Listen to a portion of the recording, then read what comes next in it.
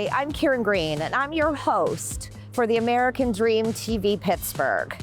What do we think of when we think of Pittsburgh? We think of coal, we think of steel, but did you know we were once known as the glass capital of the world? That said, we're standing outside the Pittsburgh Glass Center, and shortly we're going to be making our way indoors to speak with a couple of women who can shed a little bit of light on that. And if we're lucky, we might even be able to get a little bit creative. So let's get busy.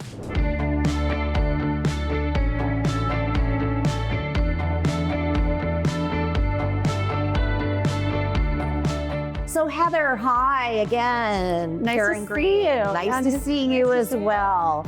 I really appreciate you taking the time and seeing us today. Would you like to share where we are? Absolutely. So we are in the Hodge Gallery, which is our exhibition space here at PGC. And right now we have an exhibition up called Gathered Locally, which represents over 90 artists here in Pittsburgh who work with glass, some of whom have moved here to Pittsburgh because of the Glass Center, and some of whom we've trained and have learned glass with us over the last 25 years. So is it the artist that determines what is the final product, or is it the piece of glass that determines the final product? It's a good question. I would say that the artist has an idea, and then the ones that are most successful listen to what the glass wants to do too.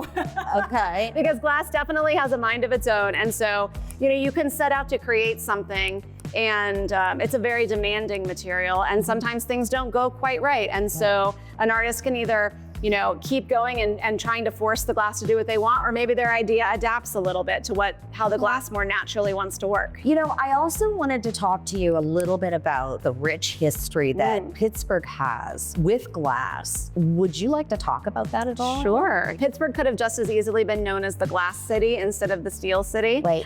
For all the same reasons that steel thrived in this region, glass did too. Right. The ability to bring in materials and get rid of materials via the rivers, the sand deposits, space for factories. Yes. So in the late 1800s, this region actually made 80% of the nation's glass. So many things now are tech related. So it's like, why work with your hands? Yeah. So I think that's a great example. And being able to kind of keep that. Yeah, and we've actually seen a huge increase in demand for our classes and workshops post-pandemic as people have been coming back. This idea of doing stuff with your hands and having a connection to a material has been really important to people. What about people who aren't as creative? There's a lot of people who say, you know what, I'm not that creative. I don't know that I'd want to do something like that. What do you say to those people? Well, one of the things I always tell people when they come to take classes is to not be intimidated, because the chances that anybody else in that class has ever done glassmaking is slim to none. And so it's a totally brand new experience for everyone. And we've got really incredible instructors who help walk people through the process. So I would say you don't need to feel like you're an artist or you're creative or that you've ever even tried making something before to come here and enjoy and have a fun time working with glass. Is working with glass more art or science? That's a good question too, especially when it comes to working with glass. Gravity, the temperature, all of these things influence how the final piece is gonna turn out. And so I do think that people that have an interest in kind of those types of mechanics are drawn to glass as a material to work with. You really have something special here. Thank you. And I thank you so much for your time. So nice to see you again. Yes.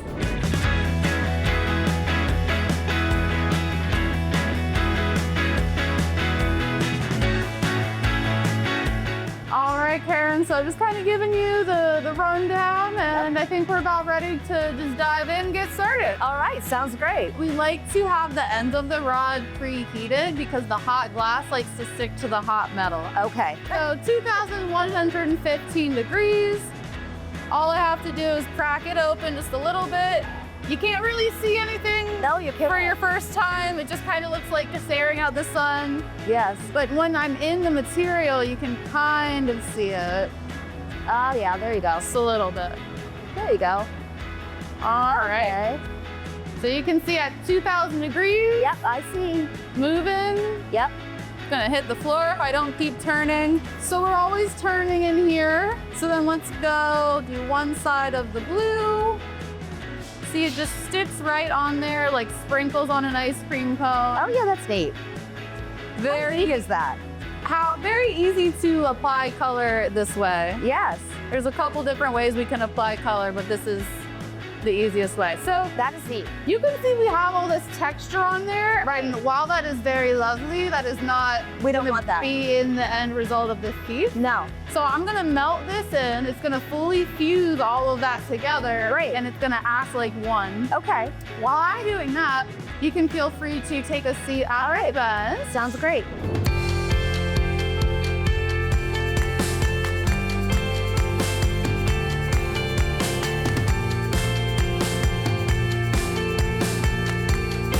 Thank you for joining me today at the Pittsburgh Glass Center. Signing off, Karen Green, your host, American Dream TV. Until next time.